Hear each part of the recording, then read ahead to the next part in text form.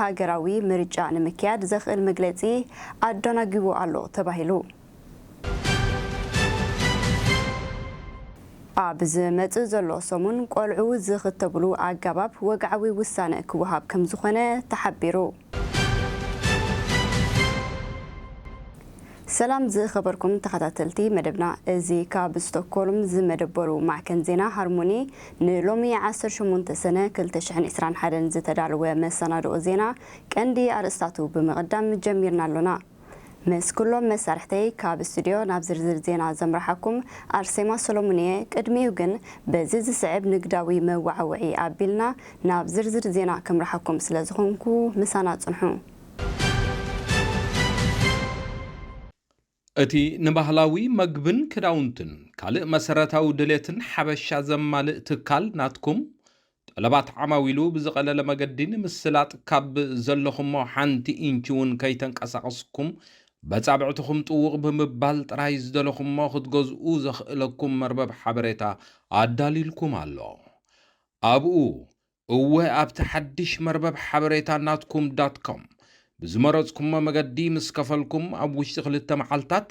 ንዝኣዘዝኩም ኣቕሓ ኣብ ገዛኹም ከተፍ ዘብል ኣገልግሎት ውስጣውን ተዳሊልኩም ኣሎ ብጽሑና ተወከሱና ኣበይ ናትኩም .com ናትኩም .com ኣብ ሽወደን ብፖለቲካዊ ተቃውምቲ ሰልፍታት ኣብ ልዕሊ ቀዳማይ ሚኒስተር ሽወደን ኣቶ ስቴፋን ሎቬን ምትእምማን የብልናን ብዝብል ዝተላዕለ ፖለቲካዊ ምንቅስቓስ ዝጠንቁ ብሰንኪ ተፈጢሩ ዘሎ ፖለቲካዊ ቅልውላው ሓደ ካብ መውጽኦ ዝኾነ ህውፁፅ ሃገራዊ ምርጫ ንምእዋጅ ዝኽእል ገደብ ግዜ ኣናውሑ ከም ዘሎ ተሓቢሩ ነዚ ኣመልኪቱ ርእይቶ ዝሃበ መራሒ መንግስቲ ብመሰረት ብዘይብሉ ኣጀንዳ ጥራይ ዘይኮነስ ኣብ ወጻኢ ብዛዕባ እዛ ሃገር ክህልዋ ዘለዎ ምውሳን ኣባይቲ ከመይ ከም ዝመስል ንምልላይ መርመራ ይግበር ስለ ዝተባህለ በዚ መንቀሊኡ ብሰልፊ ጸጋም ሽወደን ዝተበገሰ ካልኦት ደጊፎሞ ዘለዉ ድምፂ መሃብን ንምውዳቕ መንግስቲ ዘይሓላፍነታዊ ውሳነ ምዃኑ ገሊጹ ኣብዚ ናይ ለበዳን ቁጠባ ሽምረራን ዘበገሶ ዝተፈላለየ ጸገማት ንሽወደን ናብ ፖለቲካዊ መርሕነታውን ቅልውላው ከም ትስጣሕ ምግባር ጉጉይ ምዃኑ ብዙሕ ይዛረቡ ከም ዘለዉ ይንገር ውሳነ መንግስቲ ኣብዚ ጉዳይ ሶኒ 21 ሰነ ክወሃብ ትጽቢት ከም ዝግበር እቲ ጸብጻብ የረድእ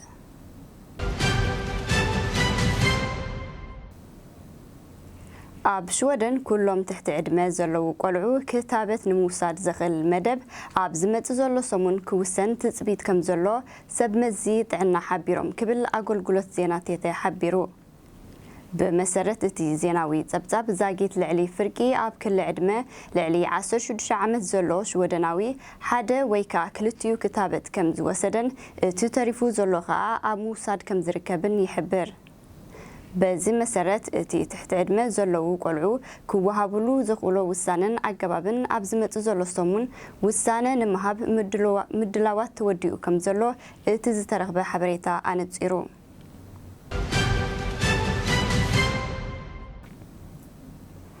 ኣብቲ ግጭትን ዝተፈላለዩ ምዕባለታትን ዝረኣየሉ ዘሎ ዞባ ቀርኒ ኣፍሪቃ ዘሎ ኩነታት ሓደ ድሕሪ ሓደ እንዳሰዓበ ይቕጽል ከም ዘሎ ተሓቢሩ ፌስቡክ ምስ ኣጀንሲ ድሕነት ሳይበር ኢትዮጵያ ምትእስሳር ኣለዎም ዝበሎም ኣባላት ናይ ሓሶት ሓበሬታ ኣብ ምዝርጋሕ ከም ዝተዋፍረ ብምግላጹ ከም ዝሰርዞም ተገሊጹ ኣጀንሲ ድሕነት ሳይበር ብቐዳማይ ሚኒስተር ኣብይ ኣሕመድ ከም እተመስረተ ዝፍለጥ እዩ እዚ ማዕከን ሓበሬታ ኣብቶም ይቃወሙን እዮም ዝብሎም ውድባት ህወሓትን ኦነግን ናይ ሓሶት ሓበሬታ ኣብ ምዝርጋሕ ተዋፊሩ እዩ ጸኒሑ ክብል ጸብጻባት ፌስቡክ ይገልጹ እታ ሃገር ምርጫ ከተካይድ 5 መዓልታት ጥራይ ተሪፍዋ ኣብ ዘለወሉ እዋን እዩ እዚ ምስራስ ፌስቡክ ዝፍጸም ዘሎ መንግስቲ ኢትዮጵያ ብዛዕባ እቲ ውሳነ ዕፅዋ ሓሳባት ፌስቡክ ዛጊት ዝኾነ ዓይነት ግብረ መልሲ ኣይሃበን እዚ ከምዚ ኢሉ እንከሎ ኤርትራ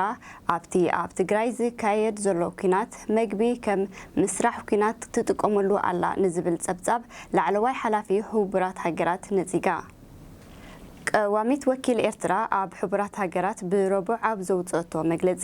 ኣብቲ ባይቶ ጸጥታት ሕቡራት ሃገራት ብሰሉስ ንጉዳይ ሰብኣዊ ቅልውላው ክልል ትግራይ ኢትዮጵያ ኣመልኪቱ ኣብ ዘካየዶ ኣኼባ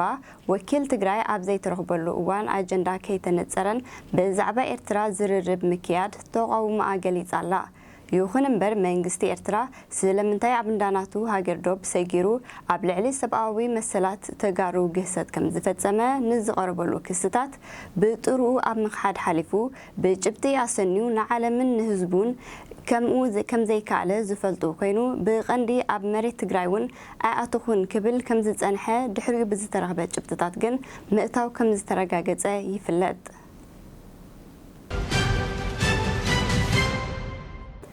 ኣብ ፖሊስ ሽወደን ክፍሊ ምክትታል ስለያን ሽወደንን ምስ ካልኦት ሃገራት ብምትሕብባር ዝግበር ዘሎ ምክልኻል ገበንን መሓዝ ጥርጥራትን ብዝለዓለ ደረጃ ይቕጽል ከም ዘሎ ብወግዒ ሓቢሩ። እቲ ትካል ብመሰረት ካብ ሃገር ኣሜሪካ ስጋብ ኤሮጳ ብዝተዘርግሐ ናይ ምትሕብባር መርበብ ኣኽበርቲ ሕጊ ነቲ ካብ ወርሒ ጥሪ ናይ ዝዓመት ጀሚሩ ኣብ ትሕቲ ትሮያን ቪልድ ተባሂሉ ዝፍለጥ ስርሒት ምክትታል ገበነኛታት ቀጺሉ ከም ዘሎ ሓቢሩ። በዚ መሰረት ነቲ ጉጅለታት ገበን ንምልዋጥ መልእኽቲ ዝጥቀመሉ ድሕሪ ምቅልዑ ብትካል መርመራ ኣሜሪካ ጽዑቕ መርመራ ተኻይድሉ ዝተረኽበ ተወሳኺ መረዳእታ ምርኩስ ብምግባር ዛጌት ኣብ ሽወደን ጥራይ ልዕሊ 70 ዝኾኑ ጥርጡራት ድሮ ኣብ ትሕቲ ቁፅፅር ከም ዘለውን ኣብ ቀረባ እዋን ከዓ ብዙሓት ጥርጡራት ኣብ ትሕቲ ቁፅፅር ከም ዝውዕሉን ክብል እቲ ትካል ሓቢሩ። ኣብ ከተማ ማልመ ሓድሽ ዝተወለደ ቆልዓ ኣብ ሕቑፋ ሒዛ ኣብ ማእከል ጎደና ብገበነኛታት ከም ዝተወደደ ዝተነገረሉ ሓደ ወዲ 21 ዓመት ጥርጡር ትማሊ ኣብ ትሕቲ ቀይዲ ከም ዝኣተወ በዓል መዚ ፖሊስ ሓቢሩ። ብመሰረት እቲ ዜና ፖሊስ ብዛዕባ ጥርጡር ምፅራይ ክገብር ድሕሪ ምጽናሕ ኣብ ከተማ ዮቶቦሪ ብዝኾነ ጸገም ጥርጡር ኣብ ትሕቲ ቀይዲ ክኣቱ ከም ዝተገብረ እቲ ሓበሬታ ኣረድዩሎ። ፖሊስ ናይ ቤት ፍርዲ ፍቃድ ትእዛዝን ብምሓዝ ነቲ ጥርጡር ኣብ ትሕቲ መርመራ ንኽጸንሕ ሕጋዊ ፍቃድ ረኺቡ ከም ዘለውን እቲ ሓበሬታ ኣረድዩ።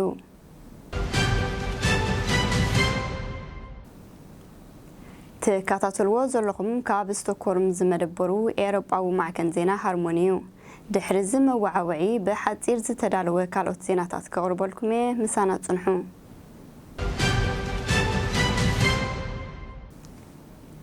ሃገረ ዴንማርክ ኣብታ ሃገር ኣብ ክሊ ዕድመ 12 ክሳብ 15 ዘለዉ ቆልዑ ክታበት ኣንጻር ኮሮና ክወስዱ ብምውሳን መስርሕ ከም ዝጀመረት ጸብጻባት ካብ ኮፐንሃንግ ሓቢሮም። ብመሰረት እቲ ዜና ሃገረ ዴንማርክ ቆልዑ ክታበት ኮሮና ክወስዱ ናይ መጀመርያ ሃገር ክትከውን ከም ዝገበራ እቲ ክታበት ካብ ዝመጽእ ሰሙን ክጅምር ምዃኑ ይሕብር። ኣብ ሃገረ ንግስነት ስዑዲ ካብ ዝተፈላለዩ ቦታታት ብሰንኪ መንበሪ ወረቐትን ካልእ ምኽንያታትን ኣብታ ሃገር ተኣሲሮም ዘለዉ ኢትዮጵያውያን ስደተኛታት ኣብቲ ኣባይቲ ማእሰርቲ ብሰንኪ ዘሎ ኩሉ መድያዊ ኣተሓሕዛ ዝጠንቁ ብዙሓት ካብቶም እሱራት ብስነ ኣእምራዊ ጸገምን ካልእ ተተሓሓዝቲ ሕማማትን ይሰቐዩ ከም ዘለዉ ኣገልግሎት ዜና ቢቢሲ ኣብ ዝዘርግሖ ዜና ኣፍሊጡ። እቶም ኢትዮጵያውያን ብተደጋጋሚ ሓገዝ እኳ እንተሓተቱ ኣብቲ ሃገር ዘሎ ኤምባሲ ሃገር ግን ንሕቶኦም ጸማም እዝኒ ከም ዝሃቦም ይዛረብ ክብል እቲ ሓበሬታ የረድእ።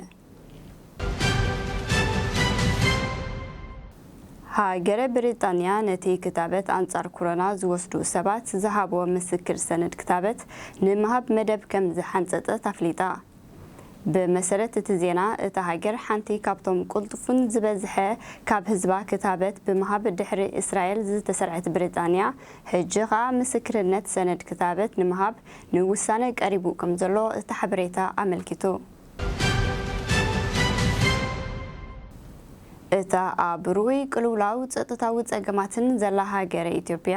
ብዙሓት ንምርጫ ብቑዓት ዝኾኑ መረፅቲ ኣብ ዘይተመዝገበሉ ዝበዝሑ ዝዓበዩን ተቃውምቲ ሰልፍታት ኣብ ዘይተሳተፈሉ ወይ ከዓ ኣብ ዝተቃወምዎ ሃገር ምርጫ ንምግባር ምድላዋት ከም ዝወደአት ወኪል ራድዮ ሽወደን ካብታ ሃገር ሓቢሩ። ወላካ መንግስቲ ሓራን ተኣማንን ምርጫ ይገብር ኣለሁ እንተበለ ኣብቲ ባይቶ ዘሎ ሓቂ ግን ካልእ ምዃኑ ንውግን ቅልውላው ትግራይን ወሲኽካ ኣብ ክልላት ኦሮሞን ካልኦት ቦታታትን ዘሎ ጸጥታዊ ጸገም ተወሲኹ እቲ ምርጫ ተወሳኺ ጠንቂ ዘይምርጋዕ ከይከውን ተሰጊኡ ከም ዘሎ ይሕብር።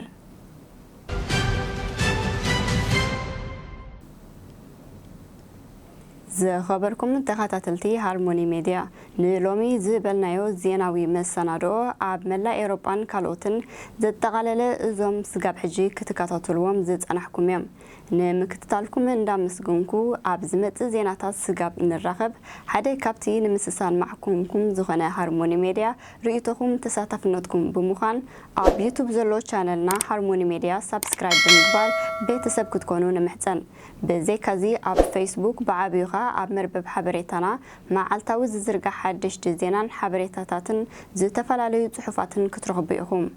تساتفو حتتو رخبونا تصحفولنا بزي عب سكرين تتصحفو زلو أدراشانا اندابلكو كفليكمي سلام امسيو